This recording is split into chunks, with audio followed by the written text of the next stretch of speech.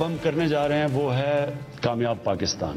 40% جو ہمارے خاندان ہیں جو نچلے طبقے میں ہیں ان کے لیے ایک گھر کے اندر ایک کو ٹیکنیکل ایجوکیشن ملے گا, سارے گھر کو ہیلتھ کارڈ ملے گا, ایک ہم ان کو مائکرو فائنانس سے اپنا گھر بنا کے ان کو قرضہ لے کے دے رہے ہیں.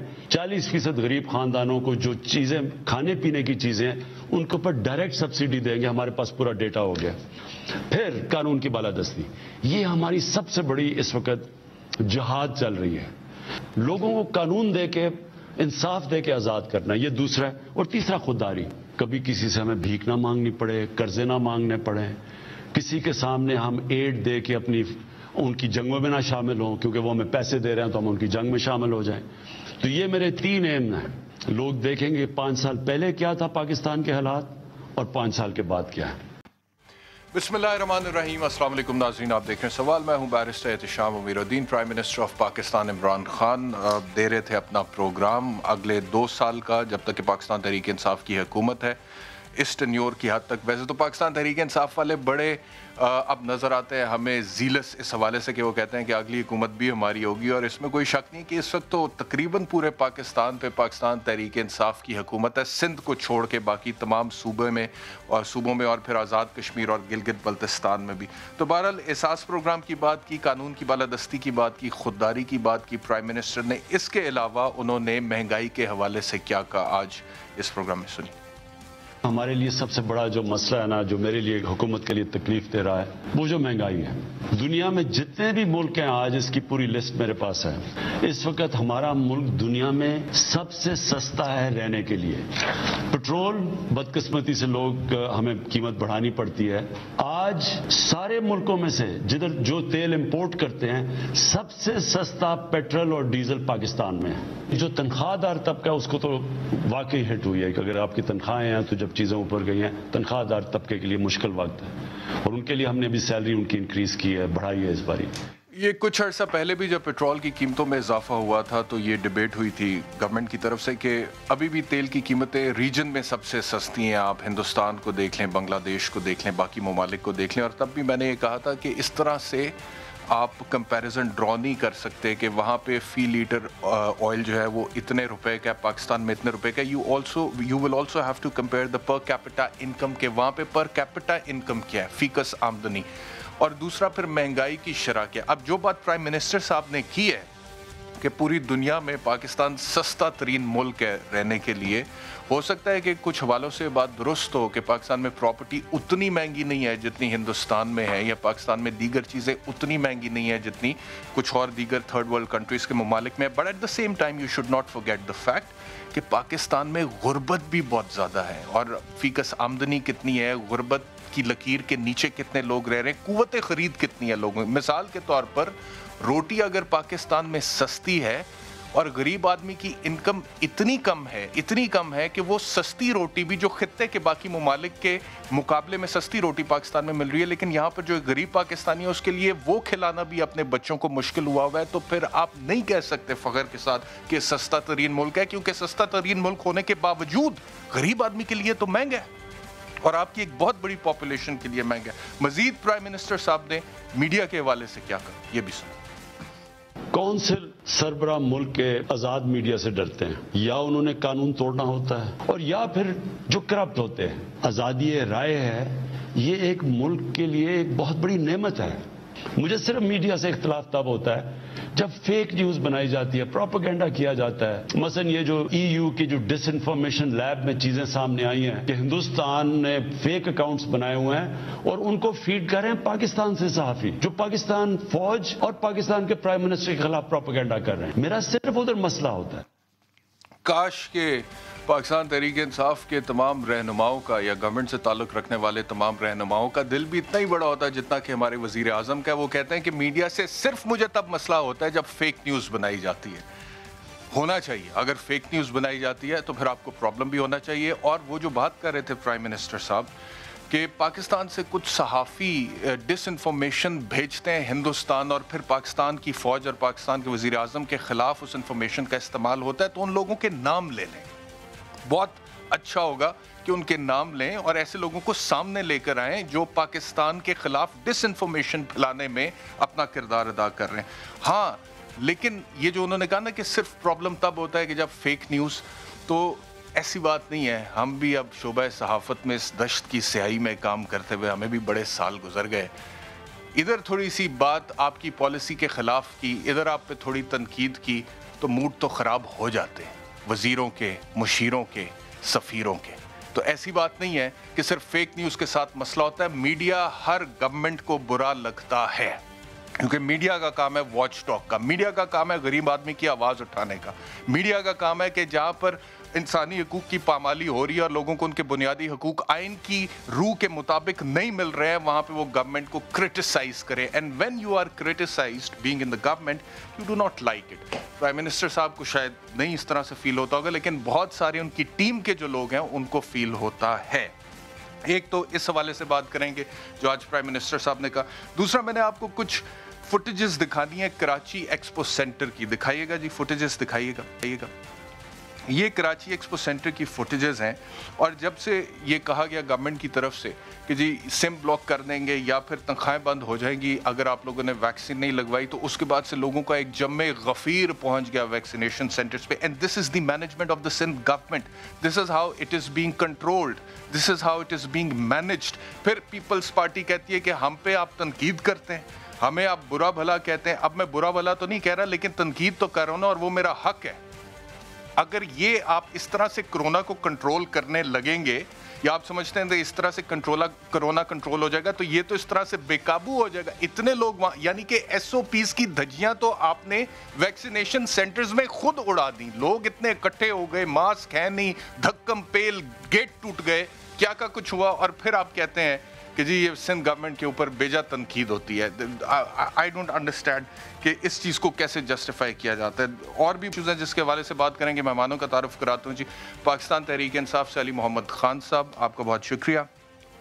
سینئر تجزیہ کار جنرل ریٹائرڈ اعجاز اوان صاحب، آپ کا بھی بہت شکریہ ہمیں جوائن کرنے کے لیے. اور اسلام آباد لاہور اسٹوڈیوز میں سعید قائد صاحب تجزیہ کار، آپ کا بھی بہت شکریہ. گفتگو کا آغاز کرتے ہیں اس بریک کے بعد. ویلکم بیک ٹو سوال. سعید قائد صاحب، گفتگو کا آغاز کرتے ہیں آپ سے. عمران خان صاحب کہتے ہیں پاکستان دنیا میں سستا ترین ملک ہے. بالکل، مگر یہ کن کے لیے سستا ترین ملک ہے؟ مطلب میں ابھی پہلے، آپ کو پتہ ہے کہ ریسنٹ اسٹڈی آئی تھی، پہلے 21 خاندانوں کا ذکر ہوتا تھا، اب 40 خاندانوں کا. یہ غالباً UNDP یا کسی ادارے نے کی ہے، میں نام شاید مجھے یاد نہیں آ رہا. سوال یہ ہے کہ it is a very cheap country for a very few people. حقیقت حال یہ ہے کہ یہاں کی ایک اکثریت جو ہے وہ اپنی خوراک پہ جو اپنی انکم کا خرچ کرتی ہے، it is one of the highest in the world. یہ 47.7% پیسے، اگر کوئی 100 روپے کماتا ہے تو 47.7 یعنی 48 روپے، almost 50% of his income is spent on the food. اب اور آگے چلتے ہیں. 5 مرلے کا مکان جو ہے ڈیسنٹ جو ہے وہ 1.5 سے 2 کروڑ روپے کا ہو گیا. اور کروڑ روپے ہم نے خوابوں میں سنا ہے، اس ملک کی اکثریت کی میں بات کر رہا ہوں، اور کبھی ہم نے ایک جگہ پڑا ہوا بھی نہیں دیکھا. ٹھیک ہے، تو آپ کیسے کہہ سکتے ہیں؟ اور پھر اس میں دیکھیں یہ اس کی جو تباہی آئی ہے، اس کو تو میں پھیلاتا چلا جاؤں. بچوں کو پڑھانا کتنا مشکل ہے. بچوں کو پڑھانے کا معاملہ یہ ہے کہ مجھے اس حکمران طبقے کا کوئی ایک فرد بتا دیں جو کسی سرکاری اسپتال میں علاج کراتا ہو یا کسی سرکاری اسکول میں اپنا بچہ پڑھاتا ہو. کوئی ایک مثال دے دیں. I would love to see that, کیونکہ مجھے آج تک نظر نہیں آئی ہے، شاید میری نظر ٹھیک نہیں ہے. تو سوال یہ ہے کہ بہت مشکل ہے یہاں اس دنیا میں. ایک دن کرکھے میں آپ کے ساتھ چلتا ہوں، یہ جو بیلچے لے کے باہر بیٹھے ہوتے ہیں، میں 4-5 جگہ آپ کو دکھاتا ہوں کہ یار آج تو کام ہی کوئی نہیں آیا. صحیح، ٹھیک ہے. اور جس دن انہیں مزدوری نہ ملے اس دن گھر کا چولہا نہیں جلتا. اور پھر اس میں ایک اور بڑی تکلیف دہ پہلو فاقہ ہوتا ہے. آپ کو پتہ ہے جب وہ گاڑی پہ کوئی مزدور کو ڈھونڈنے آتا ہے تو بالکل پہلے بکرے کی طرح دیکھتا ہے صحت کس کی ٹھیک ہے، اس کی جان ہے یا نہیں کرنے والی. تو مطلب یہ چیزیں ہیں ساری. اور اس میں دوسرا یہ جو میں نے ابھی آپ کو مکانیت کی بات کی ہے، اس نے آپ کی سیاست تباہ کر دی ہے. اب تو مجھے لگتا ہے بعض پارٹیز کے رول ماڈل ذوالفقار علی بھٹو نہیں ہیں بلکہ کچھ ٹھیکیدار ہوں گے عملی طور پر، اور انہوں نے سیاست کو بھی خراب کر دیا، ہمارے شہروں کا حلیہ بگاڑ دیا. یہ لاٹ کہاں سے آپ شروع کریں گے؟ عمران خان صاحب بڑا اچھا کام کر رہے ہیں اگر وہ دے رہے ہیں لوگوں کو، مگر مجھے یہ بھی ڈر ہے کہ وہ جو کارڈ دے رہے ہیں وہ آپ کی انشورنس والے اور اسپتال مل کے جو ہے وہ دائیں کر لیں گے، کیونکہ ریگولیٹری رجیم تو ہے ہی کوئی نہیں. کون سی ریگولیٹری رجیم ہے یار مجھے بتائیں. اوگرا ٹھیک کام کر رہا ہے، باقی میں نام نہیں لیتا، کون ٹھیک کام کر رہا ہے؟ لیپ ڈاگ بنے ہوئے ہیں ان کے جو لوگ ہیں. تو بہت کچھ ٹھیک کرنے کی ضرورت ہے, اور سارا گڈی گڈی نہیں. ہاں ایک بات میں ضرور کہوں گا, وہ یہ ہے کہ جب ہم میڈیا کی بات وہ کرتے ہیں تو میں یہ ضرور کہہ سکتا ہوں, میں 3-4 سال باہر ملک میں سب سے بڑی جو سو کالڈ سپر پاور ہے وہاں جا کے یہ ذرا بیان کر کے دکھائیں کہ سویرے آپ جو ہے وہ ان کی جو سینٹ کام کے چیف کو جو ہے وہ برا بھلا کہہ رہے ہوں, ہیں جی, آپ اس کے چیف جسٹس کو برا بھلا کہہ رہے ہوں. اس قسم کی آزادی میں نے صرف پاکستان میں ہی دیکھی ہے. اچھا, میڈیا پہ آتے ہیں تفصیل میں, لیکن پہلے میں جیل صاحب کا بھی کامنٹ لے لوں اس حوالے سے. جیل صاحب, یہ جو پرائم منسٹر صاحب نے کہا کہ پاکستان لسٹ میرے سامنے اور دنیا کا سستا ترین ملک ہے, وہ قائد صاحب جو کہہ رہے ہیں کہ بہت کم شرح ہے لوگوں کی جن کے لیے سستا ہے, اور جو majority of the population of this country جو ہے اس کے لیے تو بہت مہنگا ہے. چاہے وہ پیٹرول ریجن میں سستا ہوگا لیکن غریب آدمی کے لیے یہاں پہ بہت مہنگا ہے. مزدور جس کی بات کریں جو بیلچا پکڑ کے بیٹھا ہوتا ہے, اس کو ایک دن کی مزدوری نہ ملے تو اس کے گھر میں چولہا نہیں جلتا, بچے رات کو بھوکے سوتے ہیں, جن کے لیے حبیب جالب اور فیض احمد فیض جیسے شاعروں نے نظمیں لکھ چھوڑی. بچوں کو اچھے اسکول میں پڑھانا کتنا بڑا جہاد ہو گیا ہوا ہے آج کل. پرائیویٹ سکولز کا ایک مافیا ہے, سرکاری سکول میں آپ کو وہ کوالٹی آف ایجوکیشن نہیں ملتا ہے. یہی حال ہسپتالوں کا ہے. سرکاری ہسپتال, آپ کا کوئی بزرگ بیمار ہو گیا ہے, آپ وہاں پہ ذلیل ہو جاتے ہیں جا کے. پرائیویٹ ہاسپٹل پرائیویٹ ہوٹل سے زیادہ مہنگے ہیں. تو وزیر اعظم صاحب جو کچھ کہہ رہے ہیں, کیا عوام سستا ترین ملک ہوتے ہوئے کیا عوام اس لیول پہ ریلیف حاصل کر پا رہی ہے؟ تھینک یو ویری مچ شام صاحب. یس, میں کہتا ہوں پا رہی ہے. مجھے پاکستان میں کوئی آدمی پیٹ بھر کے کھانا کھائے بغیر سوتا ہوا نظر نہیں آتا. ہر آدمی اپنا من پسند کھانا کھا کر سوتا ہے. لوگ فٹ پاتھوں پہ راتیں نہیں گزارتے جس طرح انڈیا میں گزارتے ہیں. لوگوں کو جسم ڈھانپنے کے لیے کپڑا ہے, اپنی مرضی کا کھانا ہے. ہر آدمی کے پاس ٹیلی فون اور سم اس کی موجود ہے. 9 کروڑ سے زیادہ لوگ ٹیلی فون استعمال کرتے ہیں. تو یہ کہنا کہ یہ ملک غریبوں کے لیے نہیں ہے, یہ بالکل کمفرٹیبل پوزیشن میں ہیں لوگ. جو ابھی گندم کی اور ان چیزوں کی قیمتیں بڑھی ہیں, یس اس کا بوجھ تنخواہ دار طبقے پر ضرور آیا ہے, لیکن جو 60% دیہاتی ہیں وہ اس سے بہت خوش ہیں. ان کی اجناس کی قیمت بڑھ گئی ہے, ان کے جانوروں کی قیمت بڑھ گئی ہے, ان کے لائف سٹاک اور اجناس جو وہ پیدا کرتے ہیں اس کا انہیں ریٹرن بہت اچھا ملا ہے. میرا تعلق ایک دیہات سے ہے, میں گاؤں کا رہنے والا ہوں. میں گاؤں میں جاتا بھی ہوں, صرف فرضی گاؤں والا نہیں ہوں کہ میں رہتا اسلام آباد میں ہوں اور بات گاؤں کی کرتا ہوں. میں گاؤں وزٹ کرتا ہوں. وہاں پہ لوگ من پسند کھانا کھا کر سوتے ہیں. لوگوں کی یہ حالت نہیں ہے جس کی تصویر کشی آپ یہاں کر رہے ہیں. آپ فٹ پاتھ پر سوئے ہوئے مجھے غریب آدمی دکھائیں لاہور میں جو یہ پروفیشنل بیکاری راولپنڈی کی سڑکیں بھری ہوئی ہیں, جو سدن پنجاب سے آئے ہیں. انہوں نے گھر کرائے پہ لیے ہوئے ہیں. ایک گھر کے 25 آدمی ہیں, 25 کے 25 بھیک مانگ رہے ہیں. شام کو 25,000 روپیہ جمع کر کے جاتے ہیں اور اس دن کا کرایہ, ان کے اس گھر کا کرایہ 1,000 روپیہ ہے. یہ پروفیشنل بیکاری یس ہیں. یہ جو بیلچا اٹھا کے سڑکوں پہ بیٹھے ہیں یہ مزدوری کی تلاش میں نہیں ہے. یہ بیلچا اور گینتی سمبل ہے ایک بیکاری کا جو وہ اپنے اوپر طاری کر کے بیٹھا ہوا ہے. اتنے برے حالات نہیں ہیں. I 100% agree with the Prime Minister of Pakistan کہ یہ اب بھی سستا ترین ملک ہے. کون سے سکول میں تعلیم, جن سکولوں کی تعلیم کی آپ بات کر رہے ہیں کہ ان میں تعلیم نہیں ہے, اشفاق احمد اور قدرت اللہ شہاب اور میں خود انہی سکولوں کی پیداوار ہیں. پوری دنیا میں کمپیٹ کیا ہے الحمدللہ, اور عزت اور وقار سے اپنا مقام بنایا ہے. کسی سفارش یا کسی کندھے پہ بیٹھ کے نہیں, انہی سکولوں کی پیداوار ہیں. صرف فرق اتنا ہے کہ اب ہمارے معیار دوگلے ہو گئے ہیں. ہر آدمی بیرسٹر ہے تو شام کی طرح بیٹے کو بیرسٹر بنانا چاہتا ہے. ہر آدمی سمجھتا ہے کہ جہاں پرائم منسٹر کا بیٹا پڑھتا ہے یا جدھر MNA کا بیٹا پڑھتا ہے میرا اسی سکول میں جائے. ڈونلڈ ٹرمپ کی جو لیونگ ہے, بات سن لیں, جو ڈونلڈ ٹرمپ کی لیونگ ہے وہ ایک عام امریکن کی لیونگ نہیں ہے. جو بائیڈن کی لیونگ جو ہے وہ ایک عام امریکن کی لیونگ نہیں ہے. دنیا میں طبقات ہوتے ہیں, طبقات کی اپنا معیار ہوتا ہے, لیکن اس وقت سوشل میڈیا اور الیکٹرانک میڈیا کی آزادی کی وجہ سے ہر آدمی کے منہ میں ایک تنقید کا جو لقمہ ہے وہ چلا گیا ہے, اور ہر آدمی سمجھتا ہے کہ جو رکشہ چلا رہا ہے اس کے وہی حقوق ہیں یا اس کے بچوں کو اسی معیار پہ ہونا چاہیے جس طرح ایک MNA یا MPA کے بچے ہیں. دنیا ایسے نہیں ہوتی.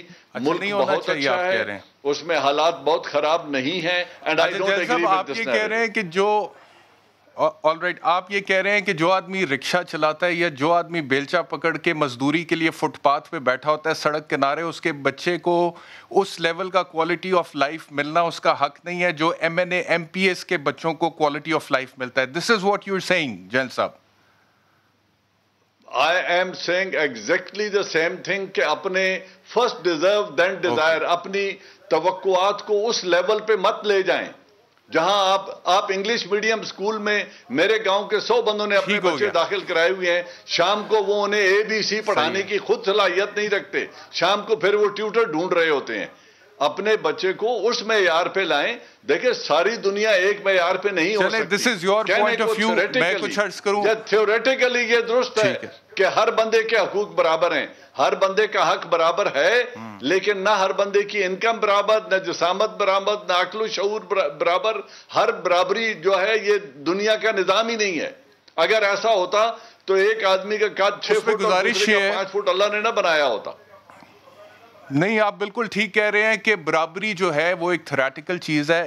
Total equality is a theoretical phenomena, idealistic ہے تھوڑا سا, لیکن یہاں پہ آپ کو ایک تفریق کرنی پڑے گی جیل صاحب. وہ یہ ہے کہ آپ کے پاس مثال کے طور پہ ایک سرٹن کوالٹی آف لائف ہے جس کو آپ انجوائے کرتے ہیں, اور مزدور کو آپ کہتے ہیں ایگزیکٹلی وہ کوالٹی آف لائف نہیں مل سکتا. Fine, that is all right. لیکن جو بنیادی حقوق ہیں جن کا ذکر آئین پاکستان میں موجود ہے کہ یہ ریاست کی ذمہ داری ہے کہ یہ ہر شہری تک ایکسٹینڈ ہوں گے, جس میں روٹی, کپڑا, مکان, تعلیم, صحت, انصاف آ جاتا ہے, وہ سب کو ملنا ضروری ہے. چاہے کوئی بیرسٹر ہے, چاہے کوئی جنرل ہے, چاہے کوئی اینکر ہے, چاہے کوئی سیاستدان ہے, چاہے کوئی وکیل ہے, چاہے کوئی انجینئر ہے, چاہے کوئی ڈاکٹر ہے, چاہے کوئی مزدور ہے, چاہے کوئی فقیر ہے. سر جو بھی ہے پاکستانی 22 کروڑ عوام میں, اس کو روٹی, کپڑا, مکان, تعلیم, صحت, انصاف ملنا ریاست کی ذمہ داری ہے. اگر نہیں ملے گا سر تو پھر گورنمنٹ پہ, حکومت پہ, حکمران وقت پہ تنقید کرنا بھی جائز ہے. جو بات آپ کر رہے ہیں نا سر کہ ہر بندے کی خواہش ہے کہ میرا بیٹا بیرسٹر ہو. چوروں کے معاشرے میں حکومت ٹیکس چوروں کے معاشرے میں ان توقعات پہ پوری نہیں اترتی. اگر آپ کے ذہن میں لیکن سر اگر آپ کا انڈسٹریلسٹ ٹیکس چوری کر رہا ہے تو آپ کے مزدور کا, آپ کے کسان کا کیا قصور ہے؟ اس بات کو بھی مانیں کہ وہاں لوگ 40 to 45% ٹیکس دیتے ہیں. یہاں تو ہر بڑا دکاندار اسکینڈینیوین کنٹریز میں 60% بھی دیتے ہیں. نہیں دیتا, وہ چیک کیش میں لینا چاہتا ہے. صحیح کہہ رہے ہیں آپ, میں آپ سے اتفاق کرتا ہوں اس بات پہ. اسکینڈینیوین کنٹریز میں 60% بھی دیتے ہیں, اور وہاں پہ فرام کریڈل ٹو گریو تک ریاست کی ذمہ داری ہے, ایجوکیشن, ہیلتھ وغیرہ وہ دیتے ہیں. یہ بات ٹھیک ہے. لیکن اگر ایک انڈسٹریلسٹ ٹیکس چوری کر رہا ہے, اگر ایک ذمہ دار ٹیکس چوری کر رہا ہے, تو ایک مزدور کا اور ایک کسان کا تو اس کے اندر کوئی قصور نہیں ہے نا سر. اس نے تو نہیں ٹیکس کلیکشن کرنی, ٹیکس کلیکشن تو پھر حکومت نے کرنی ہے, ریاست نے کرنی ہے, اور محصولات اکٹھے کر کے غریب آدمی کا سٹینڈرڈ اوپر کرنا ہے. اور آخری چیز جیل صاحب, بڑے احترام کے ساتھ آپ سے اختلاف کروں, آپ نے کہا کہ لاہور میں مجھے کوئی گھر دکھا دیں. جیل صاحب بات تو سن لیں نا, بات تو سن لیں جیل صاحب. جی جیل صاحب, میں یہ کہہ رہا تھا, آپ نے کہا کہ کوئی گھر دکھا دے. جو آپ نے اپنے دیہات کا ذکر بھی کیا, پہلے بھی آپ نے کیا, آپ کے دیہات میں بالکل ایسا ہی ہوگا. لیکن میں بھی ایک دیہات سے بیک گراؤنڈ ہے میرا پیچھے, اور لاہور شہر میں آپ کو کئی جگہ ایسی دکھاتا ہوں جہاں پہ رات کو چولہا نہیں جلتا ابھی بھی, جہاں پہ غریب آدمی کے بچے بھوکے سو رہے ہیں ابھی بھی. یہ ریاست مدینہ والی بات ٹھیک ہے, گورنمنٹ صحیح ہے, کوشش کرے اس کو بنائے ریاست مدینہ, لیکن یہ کہنا کہ بن چکی, I am not willing to buy it sir right now. تو یہ میرا بن نہیں چکی. ریاست کے 2 بنیادی, آپ مجھ سے زیادہ تعلیم یافتہ ہیں, قانون مجھ سے بہتر سمجھتے ہیں, لیکن آپ اس بات پہ ایگری کریں گے کہ ریاست کے 2 بنیادی جو فرائض ہیں ان میں اب بھی بہت حد تک کوتاہی ہو رہی ہے. ایک ہوتا ہے انصاف اور سیکیورٹی پرووائڈ کرنا, اور دوسرا ہوتا ہے collection and disbursement of revenue. Yes, ان 2 میں بہت امپروومنٹ کی گنجائش ہے. اس میں حکومت کا ساتھ نہیں دوں گا کہ 3 سالوں میں وہ ابھی تک کیوں نہیں کر سکے. ان کے پاس پلان ہونا چاہیے تھا, انہیں یہ دونوں چیزیں ڈیلیور کرنی چاہیے تھیں. یہاں پہ ان کی کمزوری نظر آ رہی ہے, لیکن جو دوسرا نیریٹو ہے میں اس سے اپنی رائے رکھتا ہوں اور آپ کی رائے کا احترام کرتا ہوں. جی بالکل, آپ کو بالکل میری طرف سے بھی بالکل ایسے ہی آپ کہتے ہیں. پھر میں نے علی محمد خان صاحب کی طرف. پہلی بات تو یہ کہ جب یہ اور اشفاق احمد صاحب پڑھ رہے تھے اور ہم بھی پڑھ رہے تھے تو اس وقت پرائیویٹائز نہیں تھی ایجوکیشن, نمبر 1. یہ بعد میں ہوئی اور اب ہوئی. دوسری بات جو انہوں نے کہی کہ ٹھیک ہے ان کا ایک طبقاتی ان کے نظریے سے نظر آتا ہے. اگر یہ سب کچھ ٹھیک ہے تو اس ملک کے 47% بچوں کی سٹنٹڈ گروتھ کیوں ہے؟ 5 میں سے 3 مائیں انیمک کیوں ہیں؟ 40% بچے گندے پانی سے کیوں مرتے ہیں؟ یہ ڈیزرو کرنے کے لیے میں کیا بنوں؟ میں ملک ریاض کیسے بن جاؤں؟ ہر آدمی اس ملک کے 24 کروڑ جن کے ہر حق حاصل ہے، جن کو جائیں دیکھیں، جا کے آپ دیکھیں، لوگوں کی لیونگ دیکھیں، جا کے ان سلمز میں جا کے دیکھیں۔ کراچی کے 77% لوگ 1 ہیکٹر میں 8,000 لوگ رہتے ہیں، اور جو ہمارا اور جنرل صاحب کا طبقہ ہے وہاں پہ 1 ہیکٹر میں 80 لوگ رہتے ہیں۔ How can they be equal? کیا ہم یہ طبقاتی تقسیم کو آئین میں لے آئیں؟ جو آپ نے آئین کی بات کی، جو آرٹیکل 1 سے 40 تک جو چیزیں ہیں آپ دے رہے ہیں، یا آپ 3.5 کروڑ بچہ نہیں باہر بیٹھا ہوا جس کو ایجوکیشن دینا آرٹیکل 25A کے تحت آپ کا حق ہے، ورنہ آپ غیر آئینی ہو جاتے ہیں۔ 16 سال اور دوسری بات، میں سعید قاضی اس لیے ایم اے انگریزی کر گیا کہ میرے ابے کے پاس فیس تھی۔ ایکول اپرچونٹی دیتے ہیں آپ اس ملک کے بچوں کو؟ نہیں۔ آپ ہمارے طبقے کا بچہ ماں کی ووم میں اپنی شکست کا شکار ہو جاتا ہے کیونکہ وہ سٹینٹڈ ہوتا ہے، وہ بیچارہ اس کی کوگنیسنس جو ہے، اس کی جو شعور ہے وہ ڈیولپ نہیں ہو سکتا کیونکہ اس کی ماں انیمک ہوتی ہے۔ ہم ماں کی ووم سے ہمارے ساتھ یہ طبقاتی تفریق رکھی جاتی ہے، اور پھر اس پہ سب سے جو بری بات یہ ہے کہ اسے ہم جسٹیفائی بھی کرتے ہیں۔ یہ ہے، ایسی حالات نہیں ہیں۔ یہ فگر جو بھی میں آپ کو دے رہا ہوں اس سرمایہ دارانہ ریاست کے اداروں کے فگرز ہیں، ایک بھی میں نے ذاتی گھر کے نہیں بنایا۔ مجھے بتائیں، یہاں نہیں ہے سٹینڈرڈ گروتھ؟ یہاں بلوچستان کی حالت دیکھیں، دولت سے نیچے بھرا پڑا ہے، اور ایک طبقہ ہے جام کمال صاحب جو ہیں وہ مہینوں کے مالک بھی ہیں، مہینوں کے بھی مالک ہیں، اور مہینوں میں بندے بھی مر رہے ہیں، اور سی ایم بھی ہیں۔ تو ذرائع پیداوار پہ تم نے قبضہ کر لیا، اقتدار پہ تم نے قبضہ کر لیا، ہمارے پلے کیا رہا ہے؟ تو میرا خیال ہے کہ اگر ایکول اپرچونٹی ہوتی نا تو میں یہاں اینکر نہ بن سکتا۔ مجھ سے بہت سارے سونے جو ہیں وہ بسوں میں ہیں، منجن بیچتے بیچتے مر جاتے ہیں۔ So we need to give equal opportunity. لیکن قاضی صاحب یہ سارا ملبہ 72 سال کا ہم 3 سال کی حکومت پہ کیوں ڈال رہے ہیں کہ اوور نائٹ جادو کی چھڑی تو نہیں تھی کہ یہ سب کچھ ٹھیک کر لیتے؟ سر میں تو خان صاحب کا نام ہی نہیں لے رہا۔ وہی بات ہے جل صاحب کہ وہ کہہ رہے ہیں کہ میں خان صاحب پہ نہیں ڈال رہا، لیکن اگر یہ کہیں کہ یہ ہے ہی نہیں تو یہ بھی تو غلط ہے نا، کہ یہ پرابلمز ہے ہی نہیں تو یہ بھی غلط ہے۔ میرے خیال میں گورنمنٹ کافی دیر سے خاموش ہے۔ میں گورنمنٹ کی طرف جاتا ہوں، میں جل صاحب آتا ہوں، آپ کے پاس واپس آؤں گا۔ علی محمد خان صاحب، یور ٹیک سر۔ یہاں پہ تو آج آپس میں غیر سیاسی لوگوں کی ڈیبیٹ ہو گئی ہے۔ بسم اللہ الرحمن الرحیم، اللہم صلی وسلم وبارک علی سیدنا محمد۔ بہت شکریہ، میں نے گفتگو سنی ہے، جنرل صاحب نے گفتگو کی ہے، تلخ گفتگو ہے کیونکہ حقائق تلخ ہوتے ہیں، لیکن یہ آئیڈیل نہیں ہے سچویشن، لیکن اتنی بھی بری نہیں ہے جس طرح پینٹ کیا جاتا ہے۔ اللہ تعالیٰ کے کرم سے پاکستان ایک مضبوط اور توانا ملک ہے، اور جس طرح سے کووڈ کے دوران ہم نکلے ہیں، کچھ تو تھا اللہ کی مدد کے بعد عمران خان صاحب کی، اور ہم سب کی کوششیں تھیں، ہم سب کی تھیں، آپ کی، ہم سب کی تھیں کہ پاکستان تیسرا بڑا ملک تھا کووڈ سے نکلنے کی بنیاد پہ، اور پاکستان 22 کروڑ کی آبادی ہے، جو ہم سے پہلے 2 اوپر تھے، وہ 5 کروڑ سے بھی اوپر کی آبادی والے ملک میں ہے، نمبر 1۔ نمبر 2، اللہ تعالیٰ کے کرم سے آج جہاں جہاں تحریک انصاف کی حکومت ہے، پختونخوا میں اور اب پنجاب میں بھی، کل میں نے گورنر پنجاب سے شیخو پورہ کے جلسے کے بعد پوچھا، انہوں نے مجھے کہا کہ ہاں یہاں بھی فیسلٹی اب آ گئی ہے، 10 لاکھ روپے تک آپ کو ہیلتھ کارڈ کے ذریعے، صرف آپ کا شناختی کارڈ آپ کا ہیلتھ کارڈ ہے، 10 لاکھ روپے تک آپ کو فری ہیلتھ فیسلٹی آپریشن میں ملے گی۔ اس وقت میں آپ کو اپنے اسلام آباد کی بات بتاتا ہوں کہ میں نے ابھی جو اپنے بچوں کے اسکول کے بکس دیکھے ہیں، وہ اور ایک عام پاکستانی کے اسکول کے بچوں کے بکس کا نصاب عمران خان صاحب کی وجہ سے ایک ہو گیا ہے۔ سٹی بیکن آپ کا جو روٹس ہیں اس میں جو اب پڑھایا جائے گا وہ آپ کا عام بچہ پاکستان میں پڑھے گا۔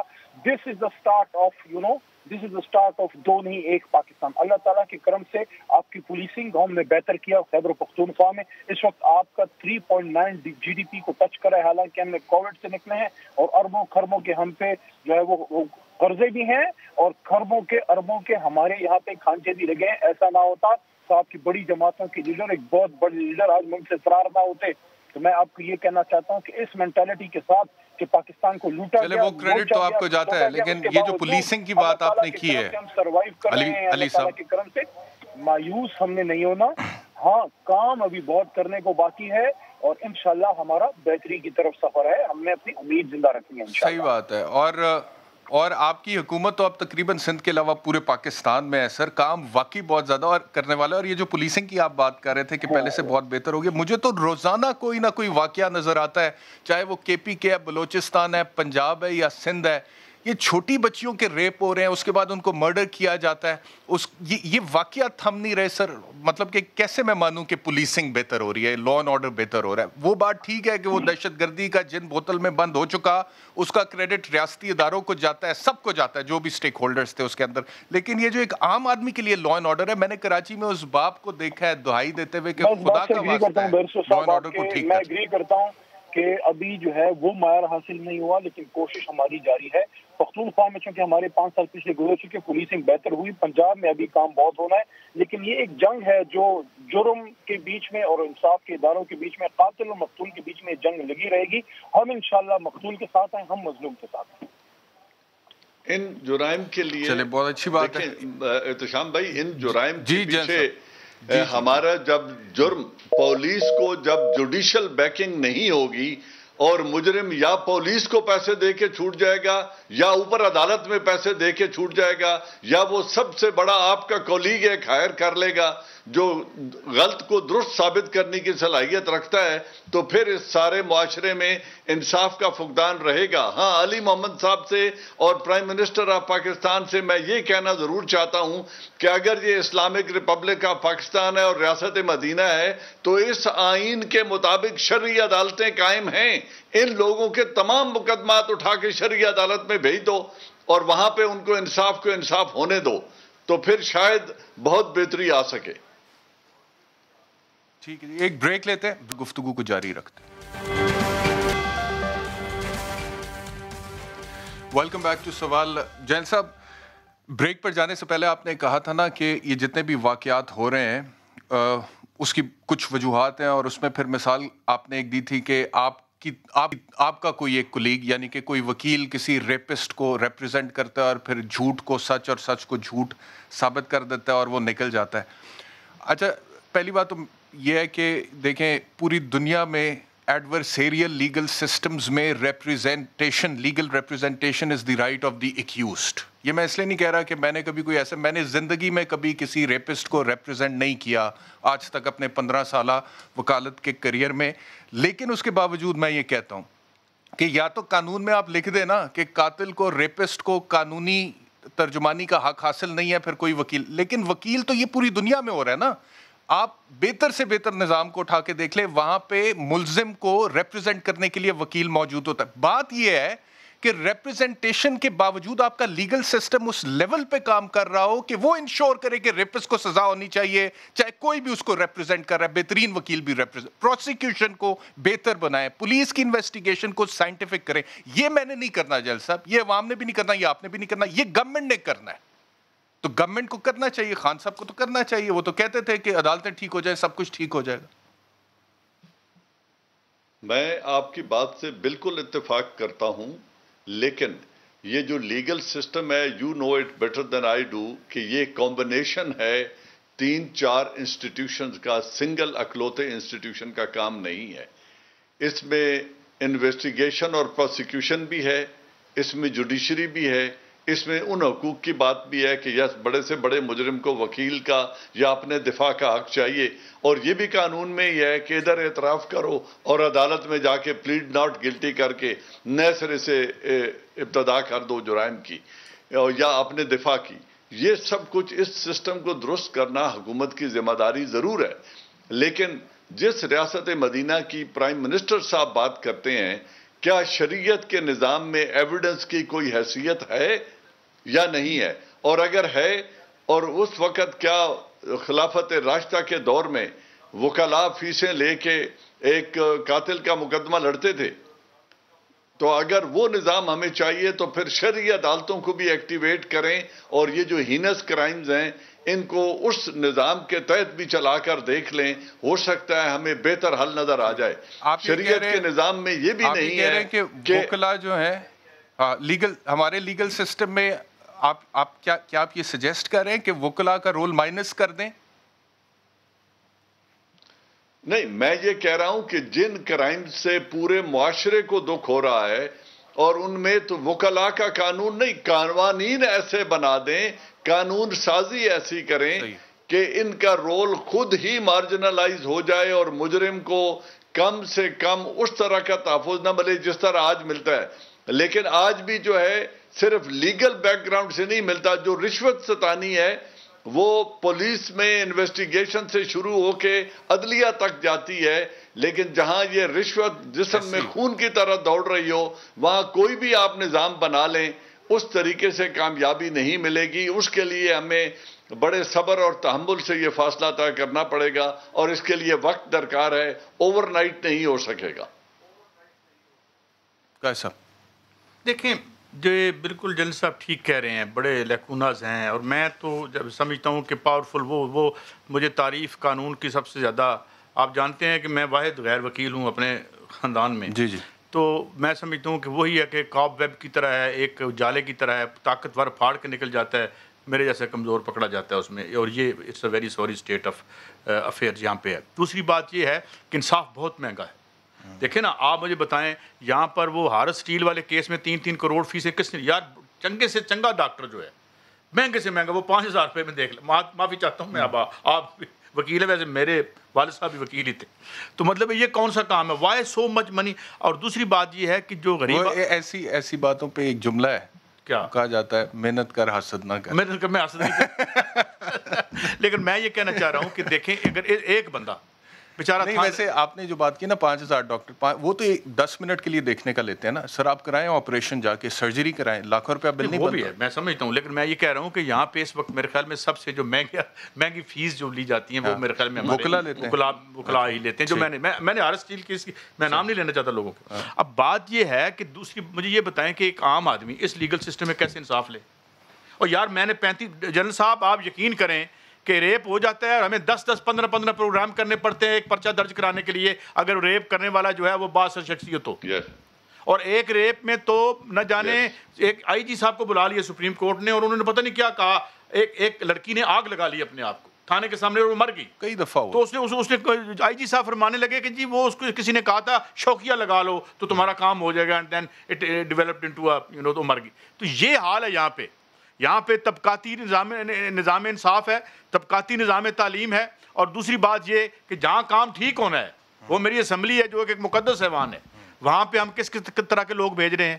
مجھے یہ بتائیں کہ وہاں بیٹھ کے کہتے ہیں کہ جناب یہ ہے میرے ذرائع، اور وہاں بیٹھ کے جھوٹ بولتے ہیں، کوئی بندہ پوچھنے والا نہیں ہے. مجھے بتایا کہ شریف آدمی الیکشن لڑ کے جیت سکتا ہے. یہی تو دکھ ہے کہ جن ایوانوں میں بیٹھ کے قانون سازی کرنی ہے، جن ایوانوں میں بیٹھ کر لوگوں نے قانون سازی کرنی ہے، وہاں ڈیمانڈ ہوتی ہے مجھے میرے حلقے کے لیے فنڈ دو، میں نے سڑکیں بنوانی ہیں، کھمبے لگوانے ہیں کیونکہ اگلی دفعہ میں نے ووٹ لینا ہے.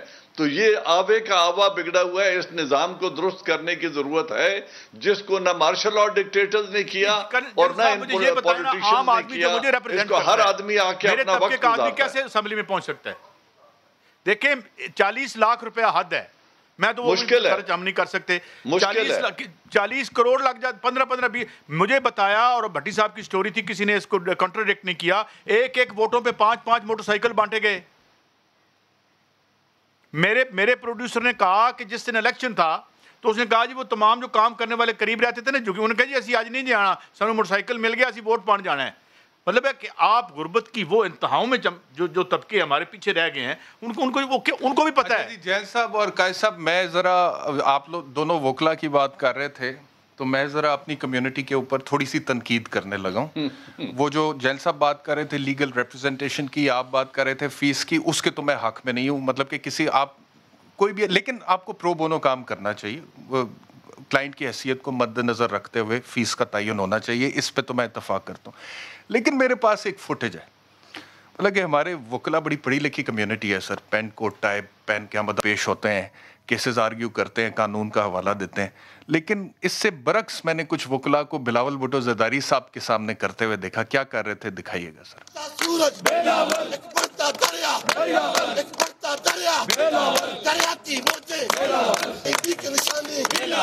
बाबर का तारा वज़ीर आज़म बस कायद हमारा कायद हमारा ये प्यारा प्यारा हम वोटर तेरे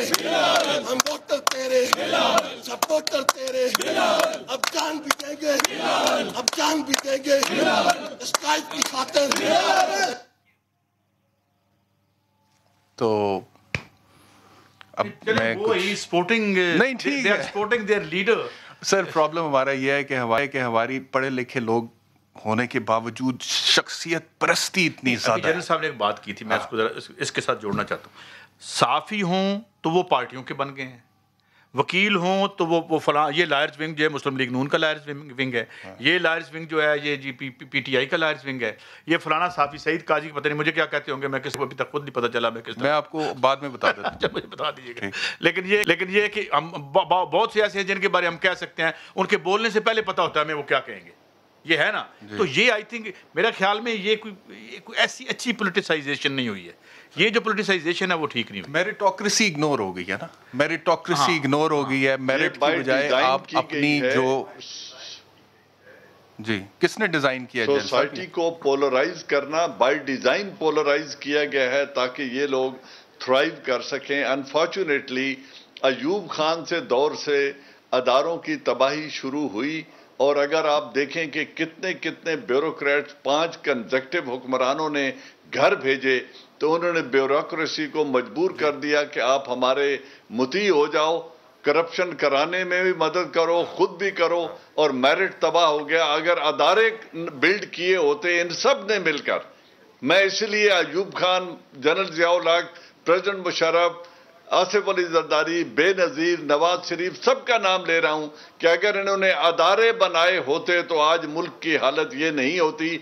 इन्होंने गुलामी की तरफ लोगों को लाया है बाय डिजाइन, और उन्होंने फिर मिलकर ये जो पोलराइजेशन हुई है कि पावर ग्रुप्स बन गए हैं, ये पावर ग्रुप्स जो हैं फिर ये उनकी मुआवनत भी करते हैं और उनकी करप्शन पे पर्दे भी डालते हैं।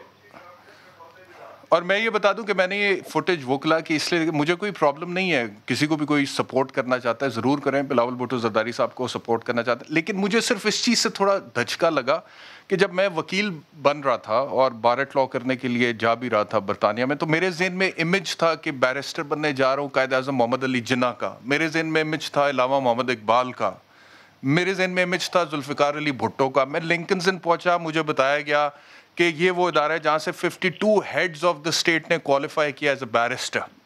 ये सब वकील थे ना, फिर वो अब्राहम लिंकन भी लॉयर था, फिर टोनी ब्लेयर, बहुत सारे heads of the state lawyers हैं। तो लेकिन जब मैं यहाँ पे अपने इतने यंग लॉयर्स को इस तरह ये नारे लगाते हुए तालियां मार के, और जी ये वैसे आप फुटेज भी निकाल सकते थे जहाँ पे मैंने जूनियर कोर्ट्स में जो जजेस की मैंने दुर्गत बनती थी। सर वो निकाल लेंगे किसी दिन, क्यों आप परेशान हो रहे हैं, निकालेंगे, उसके ऊपर भी बात करेंगे, तफसील से बात करेंगे, ये बड़ा मतलब तफसील से बात करेंगे ये निकालेंगे, आप फिक्र ना करें। लेकिन जब मैं ये देखता हूँ तो मुझे थोड़ा वो होता है कि ये विजन थोड़ा सा यहाँ पे। अली मोहम्मद खान साहब ने हमें ज्वाइन किया। अली साहब आगे हमारे साथ लाइन पे। जी अली साहब फरमाइए। जी मुझे बड़ा अफसोस हुआ जो ये आपने जो दिखाया है, मैं देख तो नहीं पाया लेकिन सुन रहा था। मैं सिर्फ कहूँगा कि जो अलामा ने जावेद साहब को खत लिखा था, जावेद इकबाल साहब को, कि मेरा तरीक अमीरी नहीं फकीरी है, मेरा तरीक अमीरी नहीं फकीरी है, खुदी न बेच हरी जो मैं नाम पैदा कर।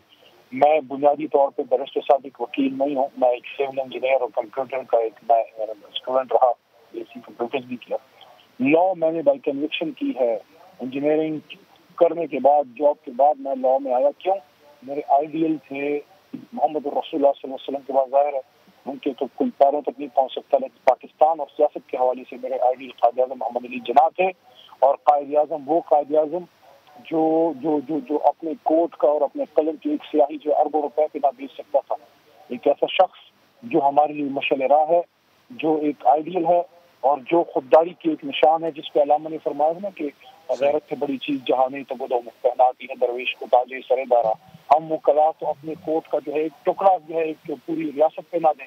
मैं उनसे रिक्वेस्ट करूंगा, मेरे इसमें बहुत से छोटे भाई होंगे, कि हम अपने कोर्ट का एहतराम करें, अपने कायद के पेशे का एहतराम करें। हम ये मुल्क बनाने वाले लोग हैं, हमने हमेशा जालिम के खिलाफ आवाज उठाई है, तो हम अपनी विंग्स में रहें لیکن اپنے جو ہے اپنے جامع کے ساتھ انصاف کریں، کالج کوٹ کے ساتھ انصاف کریں، باقی سب جماعتوں بالکل صحیح ہے. اور علی محمد خان صاحب، میں نے آپ کو ایک شارٹ دکھانا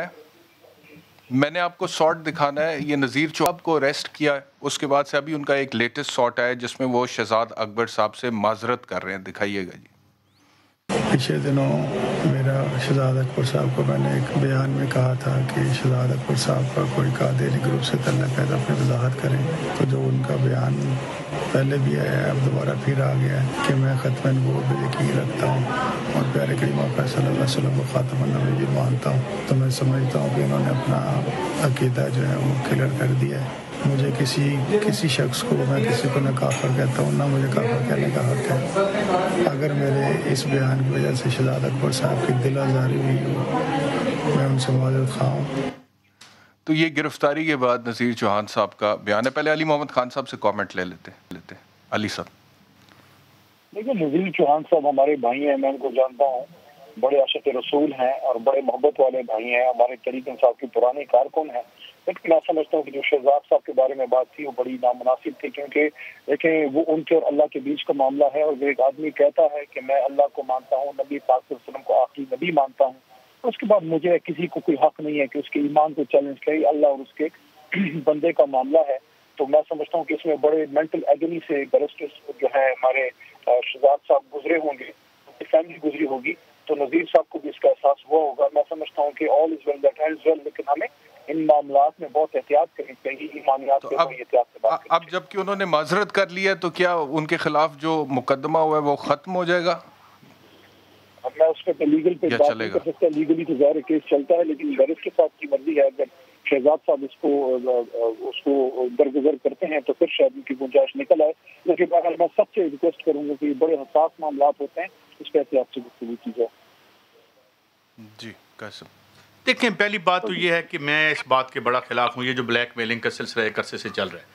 اب میرا نام سعید احمد ہے، آفیشیل میرا نام احمد ہے، اور میں کلیم کرتا ہوں تو نو باڈی ہیز رائٹ. اور جب میں کہہ بھی رہا ہوں کہ میں صحیح عقیدہ مسلمان ہوں، ملک صاحب کا، یہ جن صاحب کا نام اسلامک نام ہے، کوئی ایسی بات نہ ان کی طرف نہیں آتی کسی آدمی کی طرف سے. اگر یہ بات انہوں نے کرنی تھی، پہلی بات تو یہ ان کی گرفتاری ٹھیک ہوئی ہے یا نہیں ہوئی، یہ میرا کام نہیں ہے. اگر غلط ہوئی ہے تو انہیں فوراً رہا کر دیں. لیکن یار یہ بلیک میلنگ ہم نے عجیب شروع کر دی ہے کہ جناب فلاں بندہ جو ہے وہ ایک بندے نے نا کسی کو کٹنا شروع کرتا ہے تو انہوں نے کہا کیوں بھائی یہ کیوں مارے اس کو، کہتے ہیں جی یہ قائد اعظم کو برا بلا کہہ رہا تھا. یعنی یہ اس طرح کی جو یہ لاسٹ منٹ جین صاحب یور کنکلوڈنگ ریمارکس پلیز. جی میں یہ جو ہے یقیناً کسی کی اوپر مذہبی رائے دینا یا ڈگری جاری کرنا یا کسی کے مذہب کو یا عقیدے کو مشکوک بنانا ایک گھٹیا ترین فعل ہے. لیکن میں ایک آج بات اور بھی کہنا چاہتا تھا جو آپ نے انٹرو میں تو کہی لیکن بعد میں ہم اس طرف آ نہیں سکے وقت کی. میں آج پہلی دفعہ سندھ کے وزیر اعلیٰ کو سلام کرنا چاہتا ہوں جنہوں نے یہ سم بند کر کے تمام موٹیویشن فیل ہو گئی، تمام حربے فیل ہو گئے، دکانیں فیل ہو گئیں اور تمام تر حکومت کی فیسلٹیز فیل ہو گئیں، لوگ ویکسین لگوانے نہیں آئے. آج انہوں نے وہ لینگویج استعمال کیا اور وہ طریقہ استعمال کیا ہے. آج دھکے پہ دھکا مار رہے ہیں سم بند کرنے پہ. ہماری حکومتیں نہ کالے شیشے اتروا سکی ہیں، نہ موٹر سائیکل والے کو ہیلمٹ پہنا سکی ہیں، نہ کسی اور پولیتھین بیگ بند نہیں کروا سکیں. جنہوں بھی اگر سم بند کرنے کا طریقہ اختیار کیا ہوتا تو ہم ان دو برائیوں سے بھی آگے جا چکے ہوتے.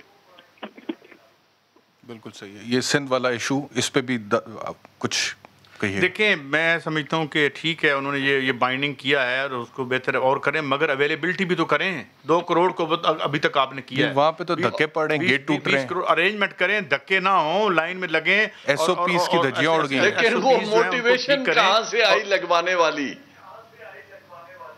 موٹیویشن تو اسی میں آئی نا کیونکہ آج کل ہم اس کی سم کی محبت میں مبتلا ہیں. نہیں وہ لیکن میں یہ کہہ رہا ہوں کہ شروع میں جب میں لگوانے گیا جنرل صاحب تو مجھے لگا میں شاید امریکہ بہادر میں ہوں جتنا اچھے طریقے سے لاہور میں نہیں، لاہور میں پنجاب میں تو بہت اچھا ایڈمنسٹر وہ بہت اچھا. تو میرے خیال میں اور وسائل ڈالیں اور لوگوں کو منگوائیں. اور ایک اور بات بھی میں کر دوں، یہ بات اب طے ہے کہ یہاں ہم بنا سکتے ہیں 30-35 کروڑ کی ایک آتی ہے. صاحب وقت بالکل ختم ہو گیا. آپ تینوں مہمانوں کا بہت بہت شکریہ. انشاءاللہ اگلے ہفتے آپ سے دوبارہ ملاقات ہوگی. اپنا بہت خیال رکھیے. اللہ حافظ.